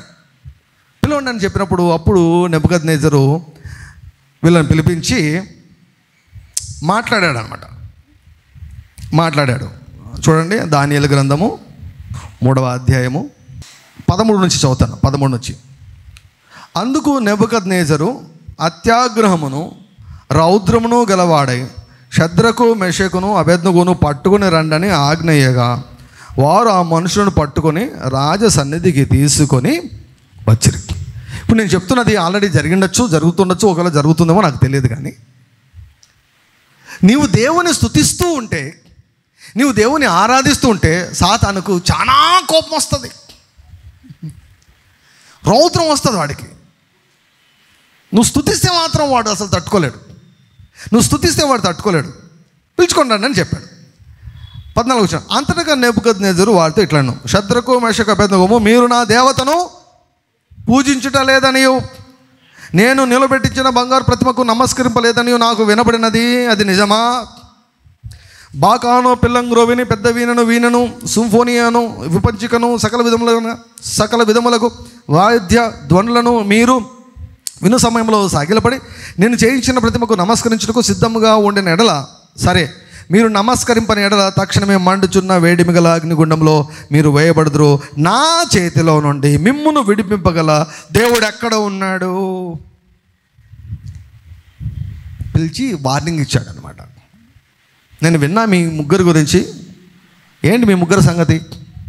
నా జాగీర్లోకి వచ్చి, నా నియోజకవర్గంలో వచ్చి, నేను ఎమ్మెల్యేగా ఉన్న ప్రాంతంలో, నేను ఎంపీగా ఉన్న ప్రాంతంలో, నేను ముఖ్యమంత్రిగా ఉన్న ప్రాంతంలో, నేను ప్రధానమంత్రిగా ఉన్న ప్రాంతంలో నా దగ్గరకు వచ్చి నాకు ముక్కవా? నేను చెప్పిన దేవతకు ముక్కవా? మీ దేవుడు వేరు అంటున్నారే మీరు, మీ దేవునికి ముక్కుతారా? ఎక్కడ దేవుడు? అదే నా సంగతి ఏమనుకున్నాను. He was considered as the most powerful person in the whole world. అప్పట్లో నెబుకద్నెజరు అత్యంత శక్తివంతమైనటువంటి నాయకుడు అన్నమాట, వ్యక్తి. నా చేతుల నుంచి, అంటే నా చేతుల నుంచి నిన్ను విడిపించగల దేవుడు ఎక్కడ ఉన్నాడు అన్నాడు. దానికి వీళ్ళ స్పందన చూడండి.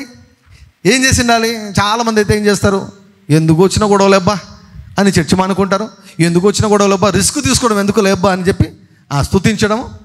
దేవుని స్తుతిస్తూ ఉంటే కొన్నిసార్లు మనం అనుకుంటాం, స్తుతి మొదలుపెట్టినప్పటి నుంచి అన్నీ మనకు అనుకూలంగా జరుగుతూ ఉంటాయని అనుకుంటాం. జరగవు. స్టార్టింగ్లో, ఎస్పెషల్లీ స్టార్టింగ్ ఫేజ్లో అసలు జరగవు. స్టార్టింగ్ ఫేజ్లో మీకు నెగిటివ్ ఎక్కువ జరిగేదానికి ఆస్కారం ఉంది. స్తుతిస్తూ ఉండగా షడ్రకు మెషకు అబేద్నెగోయు రాజుతో ఇలాగని చెప్పారు. నెబుకద్నెజరు ఫస్ట్లో మాత్రం రాజా అన్నాడు. ఇప్పుడు ఏం చెప్తున్నారు? పేరు పెట్టి పిలుస్తున్నారు. నెబుకద్నెజరు, ఇందుని గురించి నీకు ప్రత్యుత్తరం ఇవ్వవలన చింత మాకు లేదు.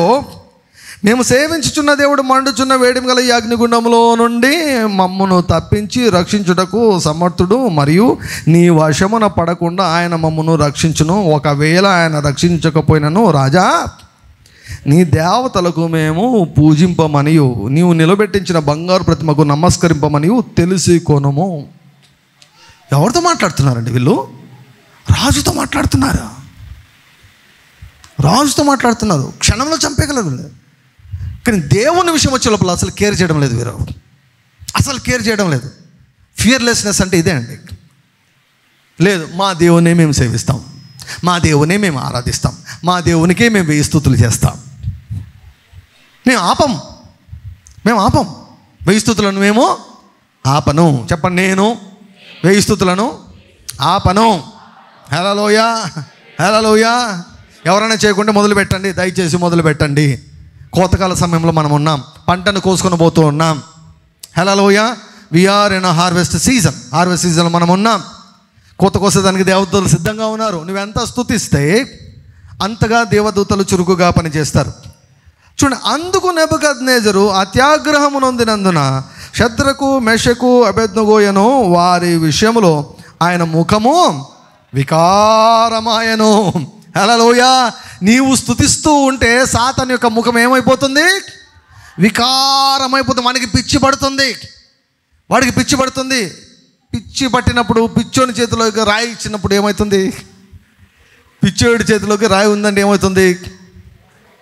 పిచ్చోడికి ఇంకా టైం ఉందంట, లీజుకి టైం ఉందంట. ఆ పిచ్చోళ్ళ మధ్య మనం ఉన్నాం, వాడి చేతిలో కొన్ని రాళ్ళు ఉన్నాయి. వాడి ముఖము వికారమైంది గనుక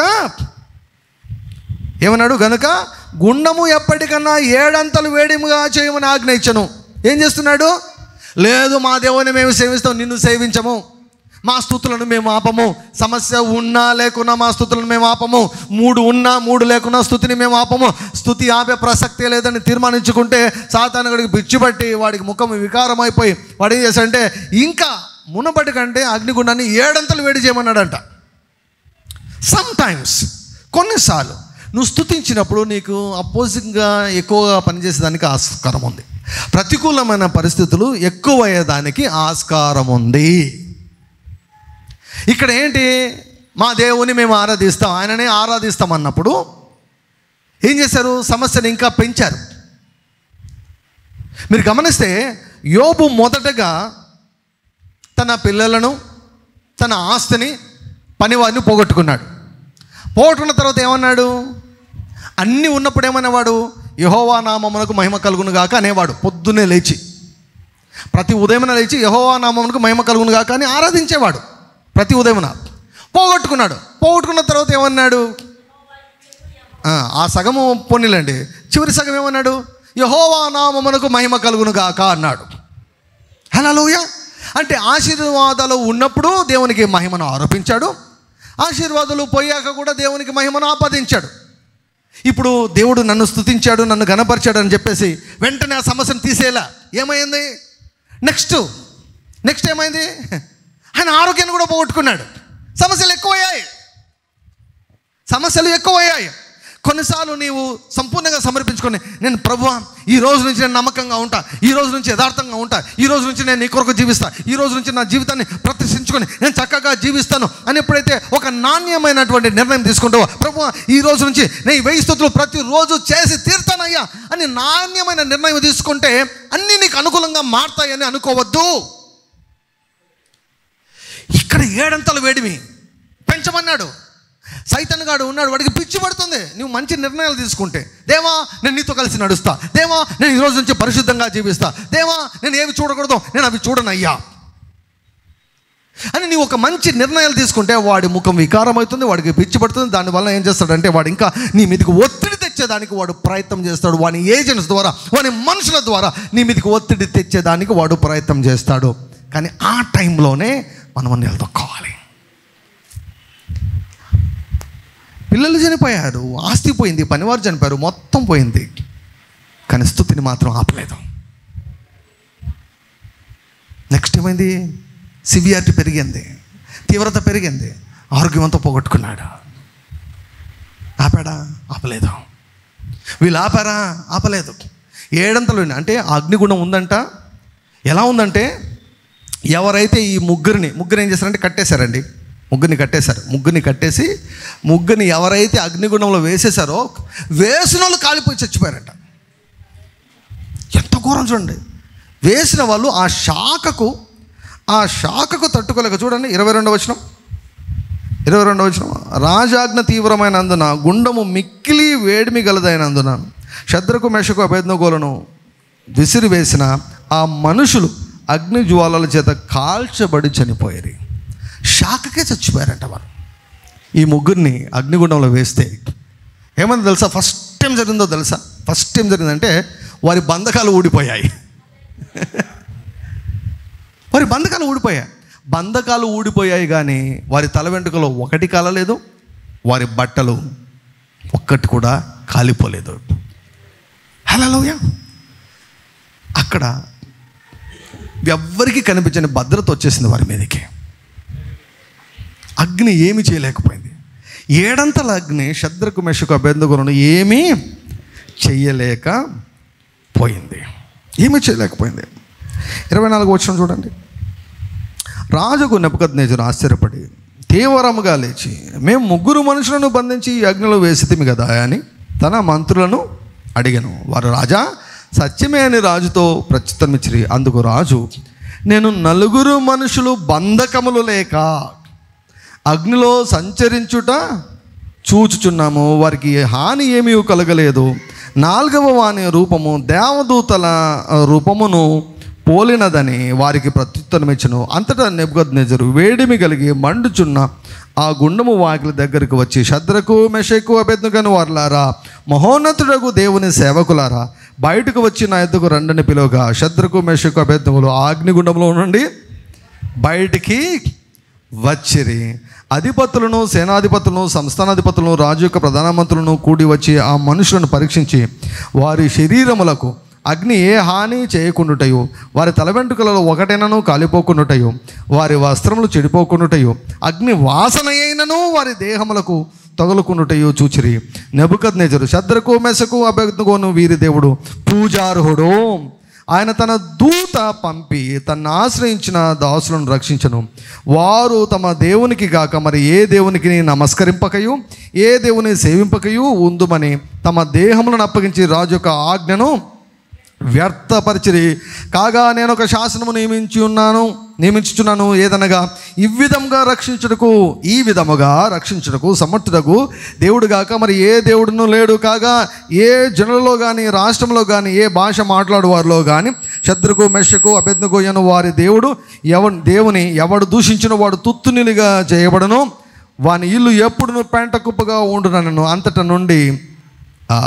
నుండి రాజు షద్రకు మెషకు అబేద్నెగోను వారిని బబులోను సంస్థానములో హెచ్చించెను. హల్లెలూయా. నాకు అనిపించింది అగ్నిగుండంలో వేసినప్పుడు ఈ ముగ్గురు ఏం చేసింటారని. ఫస్ట్ ఖచ్చితంగా వాళ్ళకి డౌట్ ఉంటుంది అనమాట. వాళ్ళైతే తెగించినారు, ఈ ముగ్గురు తెగించిన వాళ్ళు చచ్చిపోయేదాన్ని కూడా రెడీ అయిపోయారు. కానీ చూసుకుందాం పో, దేవుడు రక్షిస్తాడు. మా దేవుని గురించి తెలుసు, ఆయన దహించు అగ్ని. ఈ అగ్నిని చేసిందే ఆయన, ఈ అగ్నిని చేసిందే ఆయన. దహించు అగ్ని, ఆయనకు శక్తి ఉంది, రక్షించగలడు. ఒకవేళ లేదనుకోండి, ఆయన కూడా నేను మీకు మాత్రం సాగిలపడే ప్రశ్నే తెగించేశారు అనమాట. తెగిస్తారని ఈయన మాత్రం పడేస్తే 4వ వ్యక్తి వచ్చాడంట. ముగ్గురిని పడేస్తే బంధకాలు ఒక్కటి కాలిపోయాయి. వారు మాత్రం ముగ్గురు ఏం చేస్తున్నారంట, ఎక్కడ కూర్చుంటే అక్కడే కూర్చోలేరంట, తిరుగుతూ ఉన్నారంట. తిరుగుతూ ఉంటే పరలోకం నుంచి 4వ మనిషి వచ్చాడంట. ఇశ్రాయేలు చేయు స్తోత్రముల మీద యెహోవా ఆశీనుడవుతాడు. హల్లెలూయా. ఐ ఫర్మ్లీ బిలీవ్ వారు అంతకుముందు ఏం చేస్తున్నారు అంటే ఏ కారణాన్ని బట్టి వారిని అగ్నిగుండంలో వేశారో దాన్ని ఇంకా ఎక్కువ చేస్తున్నారనమాట. అగ్నిగుండంలో దేవుని స్తుతిస్తున్నారు, పాటలు పాడుతున్నారు, స్తుతిస్తున్నారు. ఇశ్రాయేలు చేయు స్తోత్రముల మీదకి దేవుడు వచ్చేసాడు. వచ్చి వారితో కలిసి నడుస్తూ ఉన్నాడు. ఓ చారిత్రాత్మకమైనటువంటి అద్భుతం అక్కడ ఆ రోజు జరిగింది. హల్లెలూయా. రాజుకు ధైర్యం చాలే. ఏమన్నాడు, మీరే రండి, ఇల్లు బయటికి రన్నాడు. మీరే బయటికి రండి. ఆ అగ్నిగుండంలోంచి వారు నడుచుకుంటూ బయటకు వచ్చేసారండి.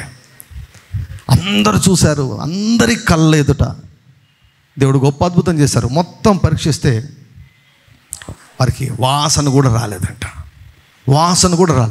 అగ్ని ఏ హాని చేయలేకపోయింది. హల్లెలూయా. నిలబడ్డారు వారు. ఈరోజు దేవుడు నీకు ఇస్తున్నటువంటి ఒక మాట ఏమిటంటే, స్టే కన్సిస్టెంట్. స్థిరముగా స్తుతించు. స్థిరముగా ఈరోజు కొరకైన వాక్య ఇదే. స్తుతిని ఆపద్దు. ఇబ్బందులు వచ్చాయని ఆపద్దు, మూడు లేదని ఆపద్దు, ఇంకా ఎక్కువ సమస్యలు అయ్యాయని ఆపద్దు. ఏమి ప్రయోజనం అబ్బా, ఇన్ని స్తుతులు చేసినా కూడా నాకేం జరగలేదే, అందరూ వాళ్ళు టెస్టిమనీ చెప్తున్నారు, వీళ్ళు సాక్ష్యం చెప్తున్నారు, నాకేం జరగలేదే అనే నిరాశ నిస్పృహ ఉండద్దు. ఇంకా నీకు ఏ సాక్ష్యం ఇంకా రాలేదా? అయితే దేవుని బాగా స్తుతించు. నీ సాక్ష్యం చాలా గొప్పగా ఉండబోతుంది. నీ సాక్ష్యం చాలా గొప్పగా ఉండదు. నేను చెప్తున్నాను, 1000 స్తుతులు క్రమంగా చేస్తున్నటువంటి వారు ప్రతి ఒక్కరు కూడా మీరు మీ సాక్ష్యాన్ని సృష్టిస్తున్నారు. మీరు మీ సాక్ష్యాన్ని సృష్టిస్తూ ఉన్నారు. హల్లెలూయా, హల్లెలూయా. ఉద్యోగం వచ్చిన తర్వాత దేవుని మర్చిపోలేదు, దేవుని స్తుతించారు. సమస్య వచ్చింది, అప్పుడు దేవుని స్తుతించారు. కాబట్టి ఇప్పుడు ఏమొచ్చింది? ప్రమోషన్ వచ్చేసింది. షద్రకు మేషకు అబేద్నెగోలకు ఏమొచ్చింది తెలుసా? హెచ్చింపు వచ్చింది. హల్లెలూయా. అందుకే యూదా నీ సహోదరులు నిన్ను స్తుతిస్తారు. ఈరోజు వాడికి కూడా షద్రకు మేషకు అబేద్నెగోల గురించి మనం మాట్లాడుతున్నాం. ఈరోజు వరకు కూడా షద్రకు మేషకు అబేద్నెగోల గురించి మనం మాట్లాడుతున్నాం. ఎందుకో తెలుసా? వారు దేవునిని స్తుతించేదానికి తెగించారు. మేము ఆపమన్నారు. చెప్పండి అందరు కూడా, నేను స్తుతులను 1000 స్తుతులను ఆపే ప్రసక్తే లేదు, ప్రసక్తే లేదు. హల్లెలూయా. నువ్వు స్తుతిస్తే దయ్యంగాడి ముఖము వికారమైపోతుంది. హల్లెలూయా. రెండిట్లో ఏమండి, ఒకటి వైట్ ఒకటి బ్లాక్, అవి రెండు ఖచ్చితంగా ఉండాలి. ఒకే చోట వైట్ బ్లాక్ రెండు ఉండవు, ఖచ్చితంగా ఉండాలి. అంటే నువ్వు నవ్వుతూ ఉంటే వాడు ఏడుస్తూ ఉంటాడు, నువ్వు ఏడుస్తూ ఉంటే వాడు నవ్వుతుంటాడు, అంతే. నీ ముఖం పైన చిరునవ్వు ఉందంటే వాడికి ముఖం వికారం అయిపోయి ఉంటుంది. నీ ముఖం వికారంగా ఉందనుకోండి, వాడి ముఖం మీద చిరునవ్వు ఉంటుంది. అందుకే చిరునవ్వుతో ఎప్పుడు కూడా దేవుని స్తుతిస్తూ ఉండండి. హల్లెలూయా. అగ్నిలో దేవుని స్తుతించు. అగ్నిలో పడక ముందు స్తుతించారు, అగ్నిలో స్తుతించారు, ఇప్పుడు అగ్నిలోంచి బయటకు వచ్చారు, బయటకు వచ్చి కూడా దేవుని స్తుతిస్తూ ఉన్నారు. హల్లెలూయా, హల్లెలూయా. So we should praise God, we should bless God at all times. దావీదు అన్నాడు, నేను ఎల్లప్పుడూ యెహోవాను సన్నుతించేదను, నిత్యము ఆయన కీర్తి నా నోట ఉండను. ఇప్పుడు చూడండి, ముగ్గురు దయ్యాలను జయించారా లేదా? సాతాను జయించారా లేదా? సాతాను మనుషులను జయించారా లేదా? నీ చెయ్యి నీ శత్రుల మెడ మీద ఉండను. పై చెయ్యి వీళ్ళది అయిపోయింది. వీరికి ఘనత వచ్చింది. దేశంలోనే ఘనపరచబడ్డారు వీరు. వీరి శత్రువులను వీరు జయించారు. నీ శత్రువుని నువ్వు జయిస్తావు. స్తుతిస్తూనే ఉండు. నీ చెయ్యి పై చెయ్యి అవుతుంది. నువ్వు పైవాడిగా ఉంటావు, నువ్వు తలగా ఉంటావు. ఎవరు తలగా ఉంటారు? స్తుతించేవారు తలగా ఉంటారు. ఎవరు పైవారిగా ఉంటారు? స్తుతించేవారు. యూదా, నీ చెయ్యి నీ శత్రువుల మెడ మీద ఉండును. నీ శత్రువులు నీ పాదం కిందకి వచ్చేస్తారు.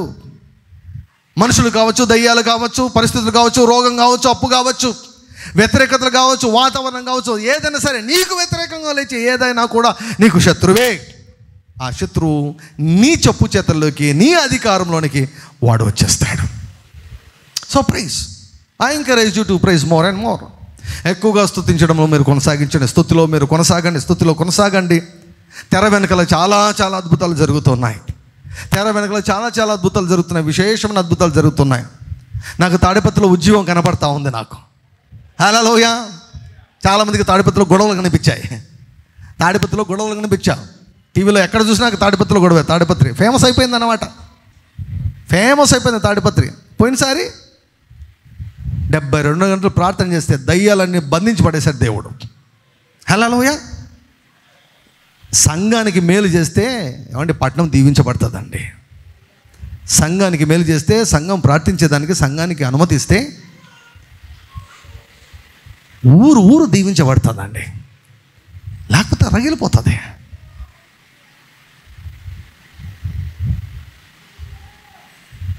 బయటికి మనకి ఇవి కనిపిస్తున్నాయి, కానీ ఉజ్జీవం జరుగుతూ ఉంది. తెర వెనకల ఉజ్జీవం జరుగుతూ ఉంది. చాప కింద నీరు అంటారు కదా, అలా దేవుడు గొప్ప కార్యాలను తెర వెనకల ఆయన చేస్తూ ఉన్నాడు. రాబో రోజులో తాడిపత్రి పట్టణంలో ఉజ్జీవాన్ని చూడబోతున్నాం. అనంతపురం నగరంలో ఉజ్జీవాన్ని చూడబోతున్నాం. భారతదేశంలో ఉజ్జీవాన్ని చూడబోతున్నాం. మన ప్రార్థనలన్నిటికీ జవాబులను మన కళ్ళతో మనం చూడబోతున్నాం. దేవుడు గొప్పవాడు, పరిశుద్ధాత్మ గొప్పవాడు, దేవదూతలు గొప్పవారు. అందరూ కూడా మనకు వ్యతిరేకంగా కాదు, కానీ మన పక్షంగా పనిచేస్తున్నారు. దేవుని నామమునకు మహిమ కలుగును గాక. సమస్యలు పెరిగాయా? ఏ మాత్రం చింతించవద్దు. ప్రమోషన్ గొప్ప దగ్గరలో ఉంది. హెచ్చింపు దగ్గరలో ఉంది, హెచ్చింపు దగ్గరలో ఉంది, విడుదల దగ్గరలో ఉంది, ప్రమోషన్ దగ్గరలో ఉంది. స్తుతిని ఆపద్దు, స్తుతిలో కొనసాగు. గొప్ప గొప్ప కార్యాలను దేవుడు నీకు రుచి చూపిస్తాడు.